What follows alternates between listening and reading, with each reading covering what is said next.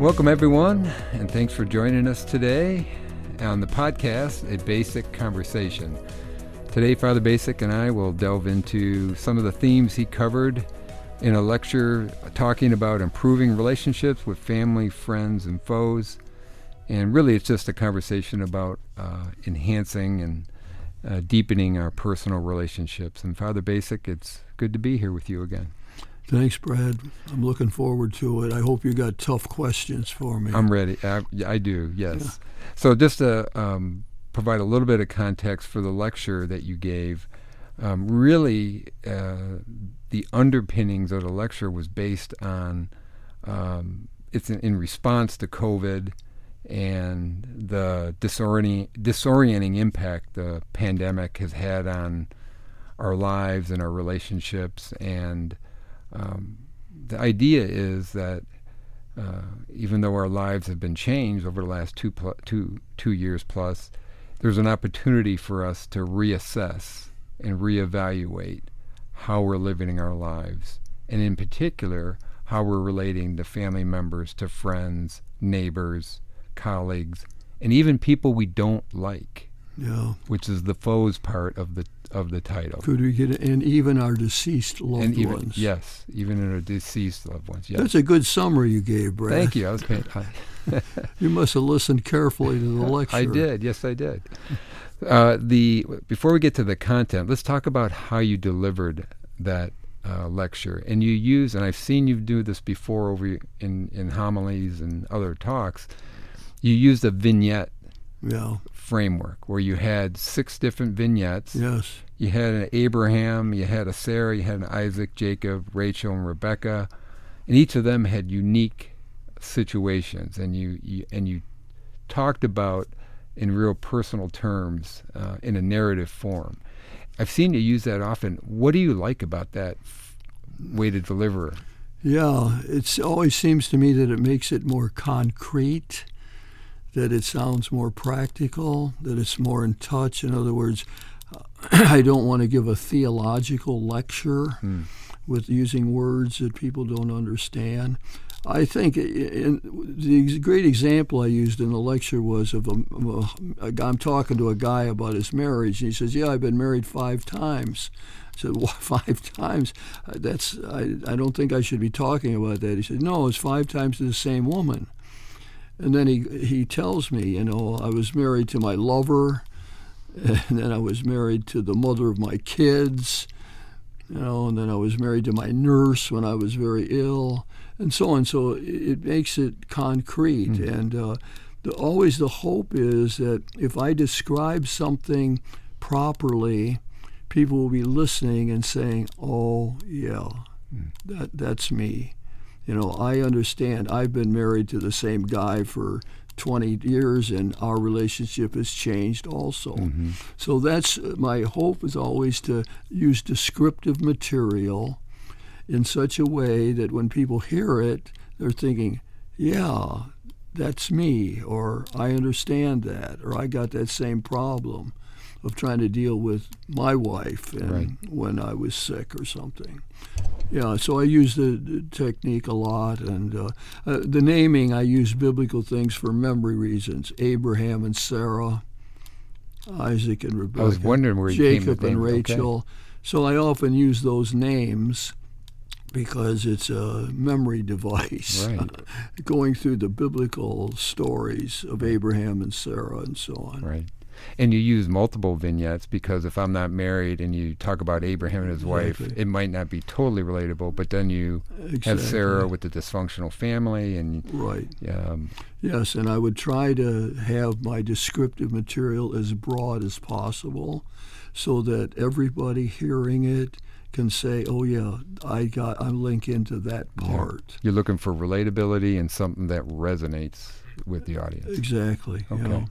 Well, in the Abraham one, he was the guy married 5 times. Yes, 5 times. You put together Carl Rogers and Martin Buber's the idea of accepting people, but then also this idea of confirming others. I've never heard that term, confirming others. Really powerful, and it was used in the context of a marriage, but you said it's applicable to anything. It applies to any relationship that we have. There was a famous debate right up in Ann Arbor, University of Michigan, between the psychotherapist Carl Rogers and the Jewish philosopher Martin Buber. And Rogers' big thing always was acceptance. All of his talks and lectures and books and so on, you got to accept the other person. Right. And Martin Buber, the Jewish philosopher, said, yes, that's good, but I think we should confirm people. And what he meant, that is an odd use of terms, and that hasn't stuck, and people don't usually say it, but what he meant was that in my relationships, I should see your potential. You could be another Bob Costas. I'm aiming for that, so thank you for seeing that. So what I do is confirm. It means I see your potential, and then I want to help you develop it. I want you to do more interviews with me, Brad, because the more you do, the better I'll get. You'll become more like Bob Costas. If you didn't see something in me, you would say, hey, if one time we did it was great. That's it. I did it as a favor. Yeah. Martin Buber is great for helping all of us understand human relationships. He had a good feel for Christianity. Martin Buber did, yep. Jewish philosopher and so on. And he appreciated Jesus as a great religious figure, a great teacher.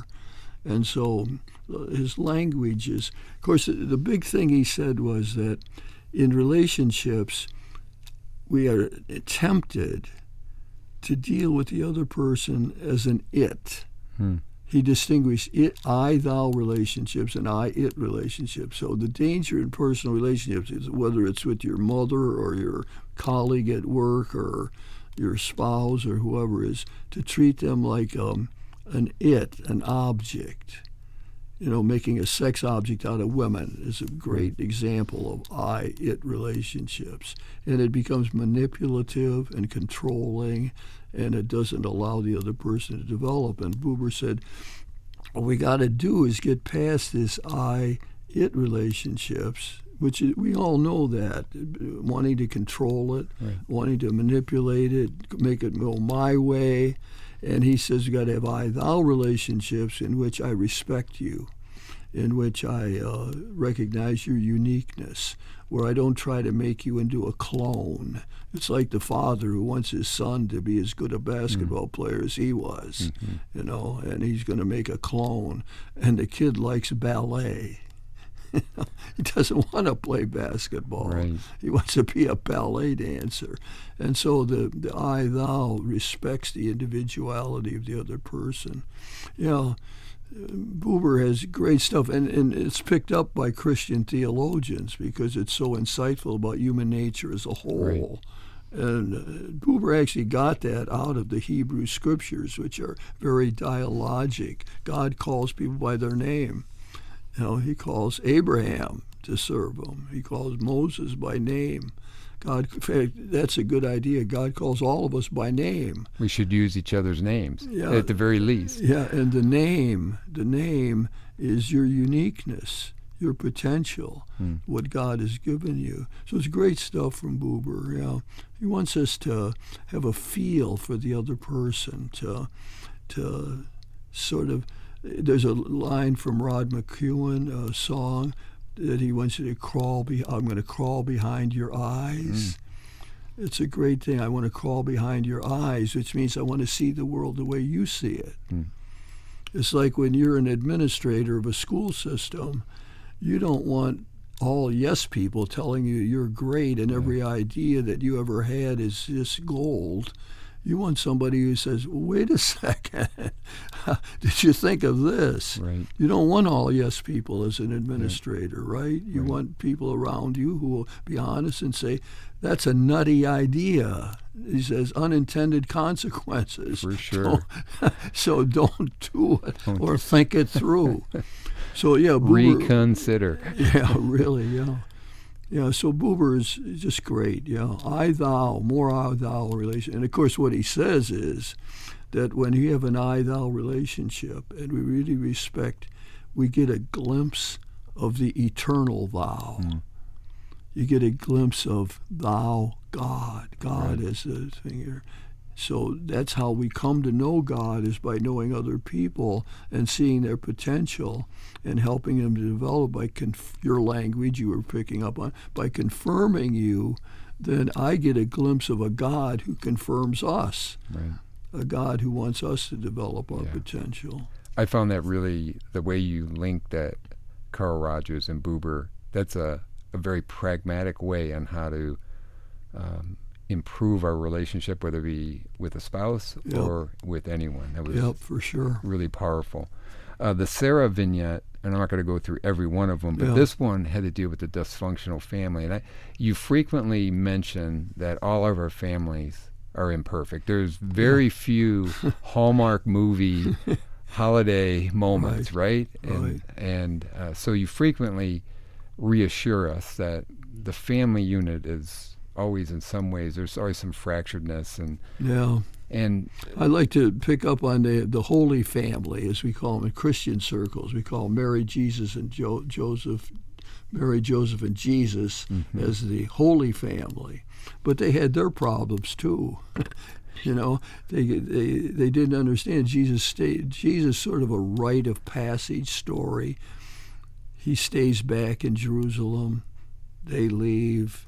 They get all worried and upset and come back, so they didn't understand him. And then there's another story often not remarked upon in Mark's Gospel where Mary when Jesus goes public for the first time. Remember, Jesus lived most of his life in a family setting in a tiny town almost his whole life. I always envision Mary saying, "Hey, Jesus, when are you going to get going? Or don't you think you should move out on your own? Right. You know, I mean, you're still at home. You're 30 years old. What are you doing at home?" And so when he does go public, she doesn't understand him. It's in Mark's Gospel for people who don't know that story. Right. And in Mark's Gospel it says, and she thinks he is out of his mind. And goes out to try to get him to stop this whole thing of preaching in public. So the point is, as you were making, is that even the Holy Family was dysfunctional. And so we all got our problem. One of the big mistakes in family life is to think it's going to be perfect. Right. And we're disappointed. I'm going to come home from work and everything's going to be in order.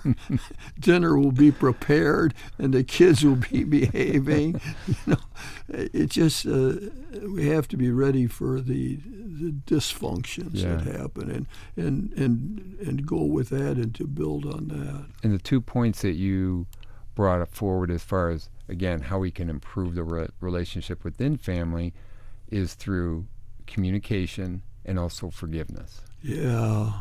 I used a phrase, we have to forgive the other for being human. That's a great statement. I love that phrase. Yeah. I probably borrowed it from somebody, but I don't remember who. Just put that parentheses. As I said, if I ever have an original thought, I'll let you know. That's strong. That's a strong one. It's all borrowed. Yeah. I have to forgive the other for being human, for making mistakes, for having foibles, for not being consistent, for not living up to their own ideals. But at the same time, that I think frees us up to see the goodness, you know. So you can't just get down on your spouse all the time because she interrupts you when you're talking. I mean, she does a lot of other beautiful things. She's a great mother, you know, raises her kids. I'm proud of the way she's raising the kids. And she does pay me honest compliments, and she's affectionate. You know, so that you don't want to make this totally negative, but starting out, you're going to have imperfection. And then that frees us up, I think, to not be mad about the imperfections or dwell on them or see that's terrible, but to be able to see what's good about the other person. Right. You made a comment about beware of your Messiah complex. I'm not sure which vignette you shared that, but that one caught my attention. That's a personal story. That was one of my own things. When I would think that I could solve everybody's problem, and that I knew the answer to everyone's questions. And How long ago was that? A long time ago. Early on in my ministry. Early on. Yeah. Yeah, early on in my ministry, I realized, my concrete example is I'm listening to you for a half hour to tell me about your problem. And so, okay, I got it. Here's your problem here. If you would just quit drinking at night after work and don't drink after work, we'll have a solution to our problem here. So go, don't drink. And then what I found is my prayer was, Lord, preserve me from my Messiah complex. And at that point, instead of telling you don't drink when you get home from work, I listened for another half hour, at least, or more. Right. And now I realize that what I wanted to say a half hour ago makes no sense at all. The problem isn't drinking after work. That isn't the problem. There's a root cause in there. Yeah, really. There's something deeper going on here. The problem is that you don't know how to deal with your anger over work. You're upset with what went on at work, so now we got to deal with that problem. So yeah, I developed that idea myself, and I often didn't live up to it, I must say. I spoke too soon before I really understood. But the whole thing was first understand what the other person is saying. Make sure I got it clear. Am I got this right that you're telling me that you can't talk to your wife about how upset you are about work? Is that what you're telling me? And make sure that I try to get it.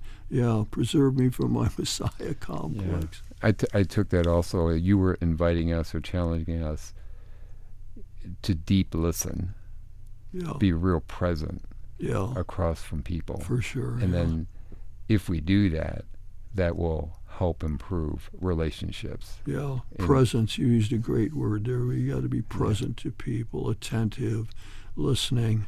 The other thing I learned in my ministry was to listen. I guess when I was first ordained, this gets too long. Anyway, I learned early on in my first priesthood, I went to meetings, and they were called CFM meetings, Christian Family Movement, and there were 5 couples in a house and meeting, and the whole program was the priest could not say anything during the whole meeting. And he could say 1 minute a couple minutes at the end. So I'm sitting there through hundreds of meetings, hour after hour, and it dawned on me, since I can't talk, I might as well listen. Really This is when the first 5 years I was ordained a priest in Sandusky, Ohio, St. Mary's. I always said people in St. Mary's, Sandusky taught me how to be a priest. And they taught me because I was listening to them. In other words, I didn't have to say, I got a better idea than you just said. Here's the way you should have said. No, I can't talk. Only can talk at the end. That's the rules. And so I think I learned to, whatever qualities I have as a listener, I got from those people in Sandusky, Ohio, St. Mary's, hundreds of meetings, sitting there silently and trying to understand what people were saying. Yeah.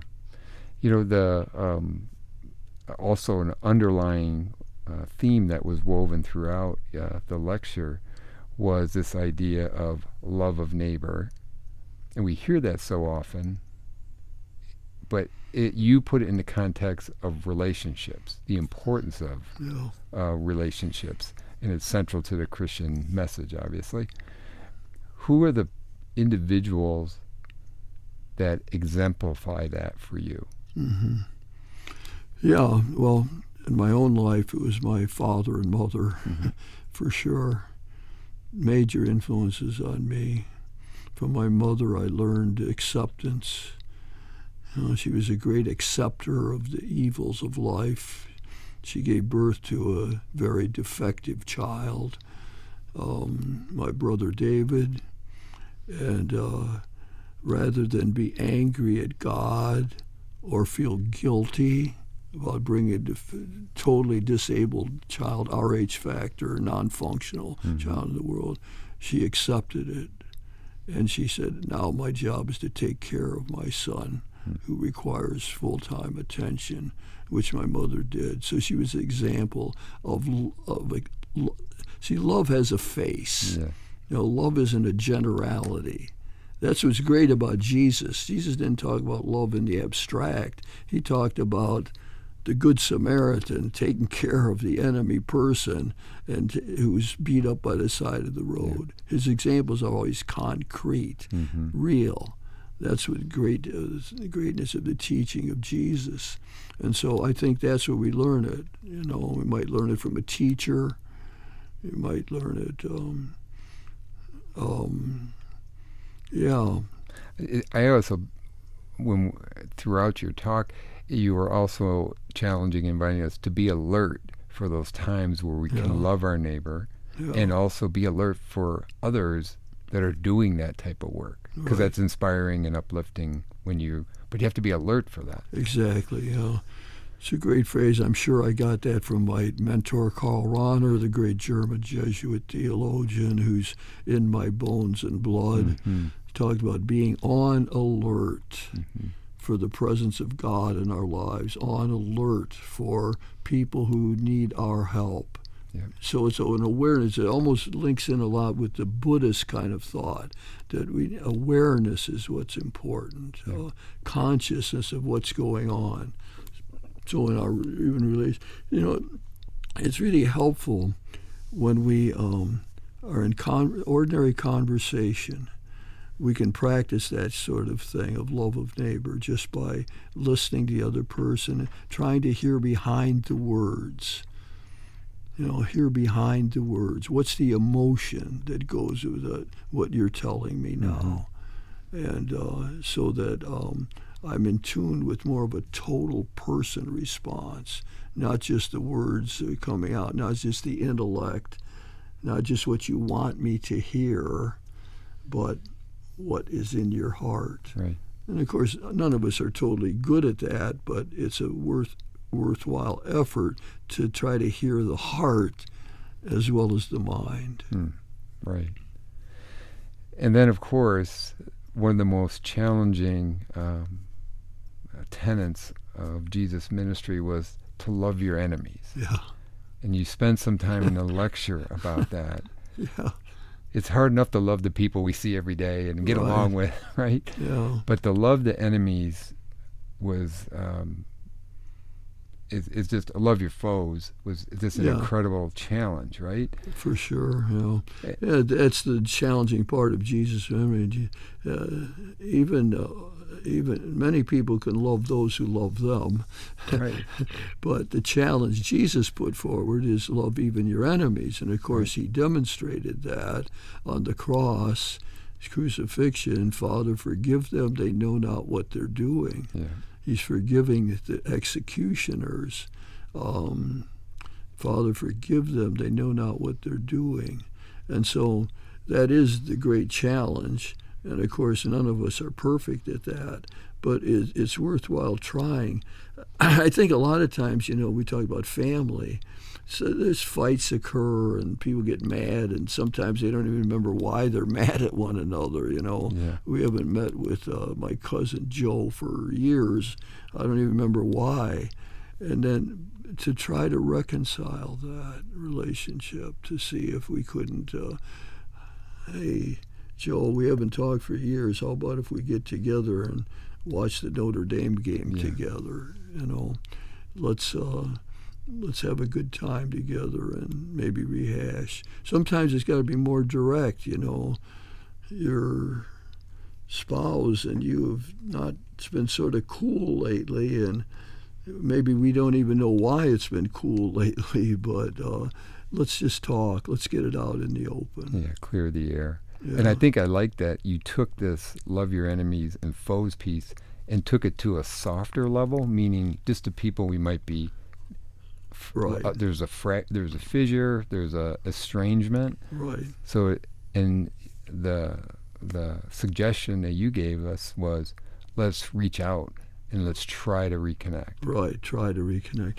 Yeah, and it's a good example of what you brought up earlier. Was when I described the problems, I want to do it in such a way that more people will link in. Sure. I mean, there's some people who don't have any major foe or enemy or Right. and are attacking them, but the idea that we're not totally in sync is much more ordinary Yeah. or unexceptional, and let's try to link in that. So Right. it's all part of trying to describe the situation in a way that includes more people. Yeah. Yeah. If you just haven't made contact with a high school friend that we haven't Yep. kept in touch with, that's in line with that whole aspect. One of the things then that actually surprised me with the lecture was that idea of reconnecting with our deceased Oh, yeah. loved ones and friends, the communion of saints, which Yeah. I've heard through Catholicism my whole life, but I didn't fully tune into. Yeah. We all of us have a communion of saints, Yeah. and it provides an opportunity to who are those people that we haven't really talked to or reconnected. Yeah. Yeah, I think that was an important part of healing our relationships. Some people are mad at their spouse because they died too soon, Mm-hmm. angry. Yeah. Some people feel like I feel guilty because I wasn't good to my grandmother who died. And we got people who have lost kids, children, out of order, Mm-hmm. who are grieving tragic. deeply. And so, I get back to my mentor, Karl Rahner, German Jesuit, and who's so influential on me. But his great statement was that our deceased loved ones are closer to us now than they were when they were walking the earth with us. We have barriers to seeing them. Yeah. They don't have barriers anymore, and that they're with us. I find it interesting. A lot of people tell me that their deceased loved ones, they feel like they're now and then they're present to them. Mm-hmm. It's like they're in the same room. In fact, the great Right. Thomas Merton, the great spiritual Trappist monk, spiritual writer, he was in Cuba, and he had a revelation that his father was in the room with him. Right. It was as real as anything, and his father was there. Right. And I talk to people like that who think their child who died in the teenage years is close to them. Yeah. So picking up on that, on Rahner, that our deceased loved ones are actually with us, close to us, I think could help in many ways. You linked it up with our creed. Say, I believe in the communion of saints. Christians who hold the Nicene Creed say, I believe in the communion of saints, that all the people who have died in the world are united with Christ. The Hebrew scripture talk about the great cloud of witnesses, this large group of people. And that, one of the things I was saying, struck me as concrete with this is one of the ways we could honor those people is by trying to imitate their best virtue. Best virtues. What a wonderful, pragmatic way to do it. Yeah, I often do that at homilies and funerals, like, so-and-so was such a man involved in the world. He used his business to do good. He was a great boss. He understood people, and maybe we could try to do a little of that ourselves as a way of honoring his memory. Right. Or she was a great mother. She was at home. She made lunches for us. She took care of, she sacrificed her life so that we could have a life, so we could go to school. And she supported us all the way. And now maybe I could be a little more like that. And I believe you said you shared that you feel really connected with your mom in a lot of times. Yeah, I do. That's that great struggle of life. My mentor again, Karl Rahner, said the key to the spiritual life is acceptance, but how hard it is to do. And so I often think of my mom that way, of having accepted life, difficulties of life, and trying to do that myself. sometimes, when you're sick and you're not feeling well, you might think of somebody who's more sick, Yeah, who's right. got things worse, and so it helped me to put up with what's going on. One last question. Yeah. COVID, what's been the biggest impact to you personally? Yeah. How's it changed you? How is it? Yeah. Of course, the COVID came after I was no longer the active pastor of Corpus Christi University Parish. It kept me often from visiting people who were in nursing homes. My good friend, Bob Holden, priest friend who since died, he was in a nursing home in Waseon, Ohio, and for long periods of time I couldn't visit him. And that made it difficult. That was the same thing happened with other people. So I suppose ministerially, there was less personal contact with people.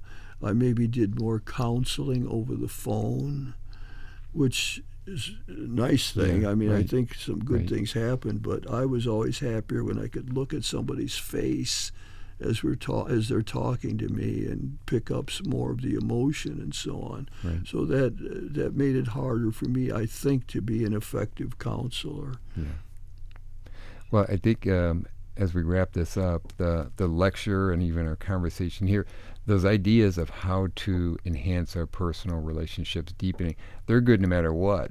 But really, the lecture was as a result of COVID, and what I drew from it, I think others drew from it, was an invitation to come out of ourselves again, because we all kind of withdrew over 2 years, and you were inviting us to look at our relationships in a different way. Use this as an opportunity, but I think it was also, it's time to come out.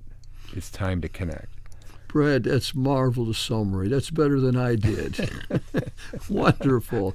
You're good at getting a point, and you said it beautifully. Well, that's enough. Amen, Brad. Amen. Amen. Well, Father Bacik, thank you for sharing your thoughts and perspectives. It's been wonderful. Let's do it again. Let's do it again, Brad.